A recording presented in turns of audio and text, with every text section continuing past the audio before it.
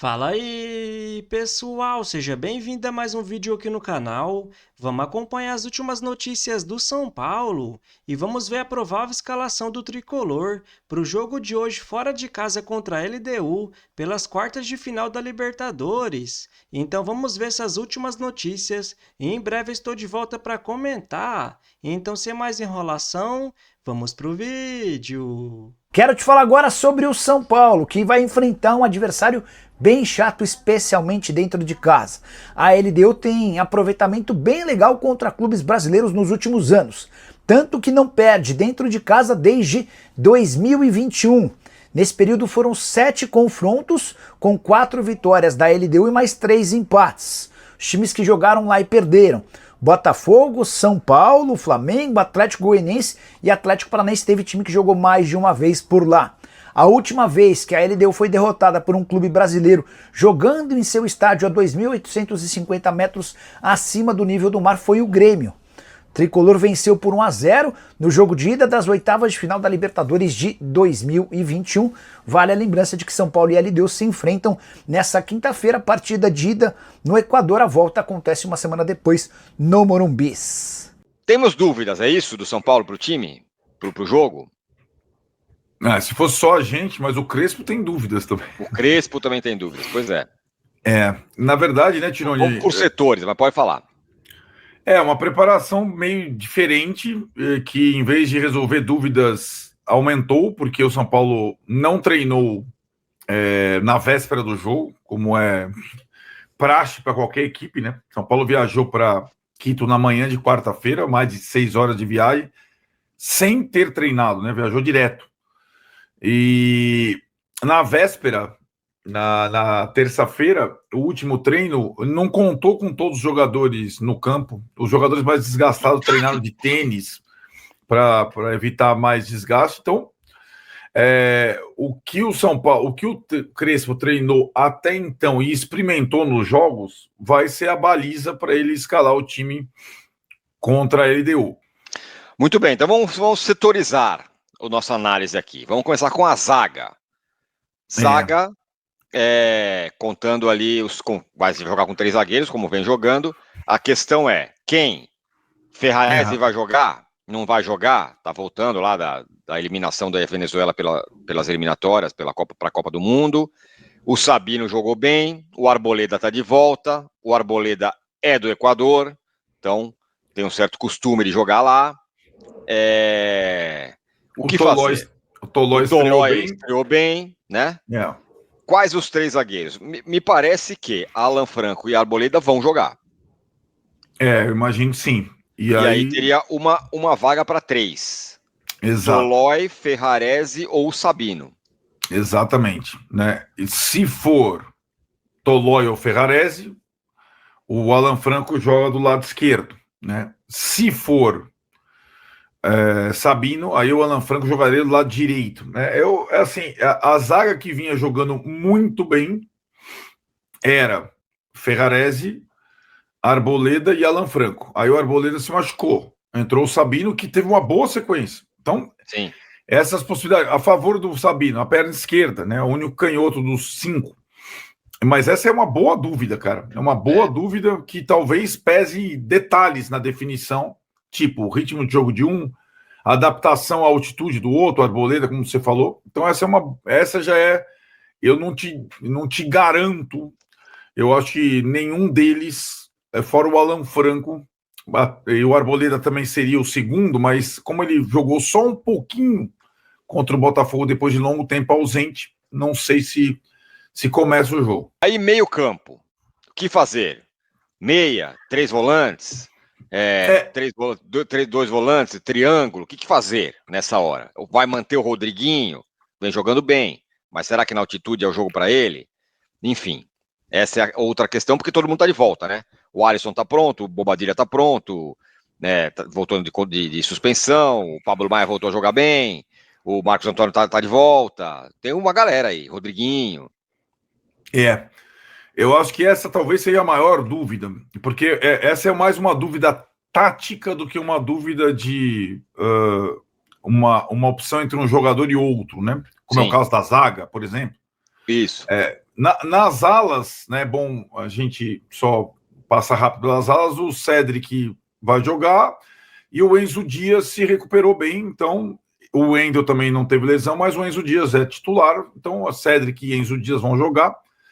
E aí, na questão do meio, é que acho que na cabeça do Crespo, o São Paulo foi mal demais em Medellín quando jogou sem um 10, né? Jogou o Alisson improvisado de 10, né? Jogaram Bobadilha, Marcos Antônio e Alisson. Foi muito mal em Medellín. Mas, ao mesmo tempo, o São Paulo jogou sem 5 lá, né? Ele jogou com o Bobadilha e Marcos Antônio lado a lado e Alisson de 10. Então, ele nem marcou e nem jogou, se o parâmetro for o jogo da Libertadores. E de lá para cá, aconteceu de tudo nesse meio de campo, como você falou. As opções aumentaram, né? O Rodriguinho começou a jogar bem, o Pablo Maia começou a jogar bem. O Pablo Maia não estava disponível no jogo de Medellín, por exemplo. Isso. Então eu acho que na minha cabeça tem uma vaga para Pablo Maia ou Rodriguinho. Acho que eles disputam a vaga. E aí muda o jeito de jogar. Do time. Você põe um volante ou você põe um meia. Exatamente. O que você acha? Eu preferia, neste jogo, um volante. Eu preferia o Pablo Maia, né? Neste jogo. Eu não sei, tenho dúvidas. Mas acho que eu vou com você. Pablo Maia. Pablo Maia, jogar sem Marcos Antônio. Acho que sem jogar sem volante, daqui a pouco a gente vai falar da LDU. Jogar sem volante de marcação na altitude é um risco bem grande. Bom, aí no ataque. No ataque. Fala. Luciano de volta, e aí os outros todos disputam a posição de companheiro do Luciano, que ficou vaga desde que o André Silva se machucou, né? Ele começou com o Ferreirinha como titular, ele já usou o Dineno na última partida, ele já usou o Tapia, ele já usou o Rigoni. Então são 4 jogadores para uma vaga, né? Eu acho que aí depende. Eu acho que quem não tem chance, o Dineno, de começar jogando, pelo estilo. Agora, os outros 3 acho que tem, são estilos diferentes também, né? O Ferreirinha mais ponta que atacante, mais leve, menos competitivo. O Tapia essencialmente competitivo. E o Rigoni, que pode ser um misto dos dois aí, né? Mas que chegou agora. É a mesma situação que a gente levanta do Tolói, né? Enfim, nesse setor eu não tenho nem palpite. Eu colocaria o Tapia de início pela questão física dele. Enfim. Agora, e a LDU do Thiago Nunes, terceira colocada no campeonato equatoriano? Então, eu acho que a LDU vem num momento... Ganhou a sua última partida no campeonato equatoriano. O líder é o Independente Del Valle com folga, né? Bastante folga, que está disputando a Sul-Americana. Aí tem o Barcelona de Guayaquil, aquele que eliminou o Corinthians em segundo, e a LDU em terceiro. Então, a frente da LDU é a Libertadores, né? E o Thiago Nunes, ele vem armando o time com 3 zagueiros. É um time taticamente semelhante ao do São Paulo. Foi assim que ele eliminou o Botafogo, né, na fase anterior, jogando com linha de 3. Um desses zagueiros titulares, o Mina, foi expulso na partida de ida, na partida de volta, do Botafogo. Então ele é desfalque, mas ele vem jogando com outro zagueiro no lugar. Então ele deve repetir basicamente o time que vinha jogando com a linha de 3. Primeiro, a altitude, como a gente já sabe que é difícil jogar por lá, os jogadores sempre falam sobre isso. Segundo, casa do rival, sabemos disso também. Agora, a Casablanca, que é aí o estádio Rodrigo Paz Delgado, que é o estádio da LDU, vem sendo um grande fantasma para os times brasileiros nessas competições Sul-Americana e Conmebol Libertadores nesses últimos anos. E por quê? Porque dos últimos 8 jogos disputados pela LDU no estádio Casablanca, ela não perdeu nenhum, uma invencibilidade de 8 partidas, inclusive com São Paulo aí no meio, viu, gente? Olha só, são 4 vitórias e 4 empates aí no período entre 2021 e também esse ano 2025, que pegou tanto o Botafogo quanto o Flamengo. O Flamengo na fase de grupos e o Botafogo acabou sendo eliminado depois de perder lá por 2-0. Mas a gente tem aí jogos desde 2021, da LDU com o Atlético Paranaense, pela quartas da Sul-Americana, teve também com o Atlético Goianiense, Botafogo, o São Paulo em 2023, que perdeu lá na Sul-Americana por 2-1, acabou fazendo 1-0 aqui em São Paulo, mas acabou sendo eliminado nos pênaltis naquela ocasião. Lá em Quito, no Equador, quem fez o gol foi o Lucas Moura, tá? Que tá nesse elenco, mas como eu falei para vocês, acabou não viajando. Depois disso ainda teve Botafogo, Fluminense pela Recopa Sul-Americana perdeu por lá também, Flamengo e novamente o Glorioso neste ano. 4 vitórias, 4 empates então aí para a LDU dentro dos seus domínios, o que acaba colocando ainda mais pressão para o São Paulo. Porém, a gente sabe que o Tricolor nessa Libertadores está mandando fora de casa também. Afinal, não perdeu ainda fora do Morumbis, são 3 vitórias e 1 empate na competição, 3 vitórias na fase de grupos, 1 empate que aconteceu nas oitavas de final contra o Atlético Nacional, tá certo, gente? Eu volto para vocês comentarem aí sobre essa situação, significa alguma coisa, não significa, quero saber de vocês. Alexandre Silvestre, eu sei que você tá tremendo? Não, nem um pouco. Deixa eu ver, põe a mão assim, ó. Eu passei dessa fase. Você não tá de tremendo? ficar nervoso com futebol. Não, porque você tomava ansiolítico, eu sei. Tomava. Mas agora você toma o quê? Uma cerveja. Não era por causa de futebol. Abafa o caso. Ô, Silver, mas fala uma coisa pra mim. O fato de ser na altitude, da LDU ter essa invencibilidade tão grande contra times brasileiros, você não acha que é um fator que tem que ser considerado? A altitude, você viu o Brasil que aconteceu contra a Bolívia? Retrospecto, números são interessantes, são importantes, mas para mim não impactam tanto assim no jogo como, por exemplo, a altitude, as condições climáticas, um time visitante enfrentando esse tipo de diferença, de dificuldade. E o que realmente entra em campo talvez seja mais o retrospecto recente dos times, como os times estão se comportando nesse momento, às vésperas desse jogo. E me parece que o São Paulo está numa boa fase, todo remendado, com um monte de gente machucada, desfalques no ataque principalmente. Mas o Crespo está dando conta do recado, time competitivo, está fazendo jogos competitivos, não são necessariamente bons jogos, mas são jogos... Não são brilhantes, mas são efetivos. E eu acho que o São Paulo tem todas as condições de passar para a semifinal, dá para apontar o São Paulo também como um dos candidatos a título, aí sim pela história, mas trazendo muito mais para o momento, porque o São Paulo está jogando... É difícil ganhar do São Paulo. O São Paulo é um time raçudo, é um time que entrega tudo, mesmo com desfalques. E tem ainda a questão do histórico, que é menos relevante, mas entra um pouquinho em campo Claro também. que entra. Eu me arrisco a dizer que se o São Paulo conseguir trazer de Quito até uma derrota de um gol de diferença, o São Paulo passa.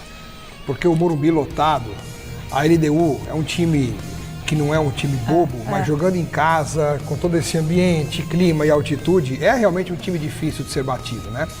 Tanto é que as 3 vezes que o São Paulo foi lá, perdeu as 3 e 2 de goleada. Então, não é fácil pegar a LDU lá.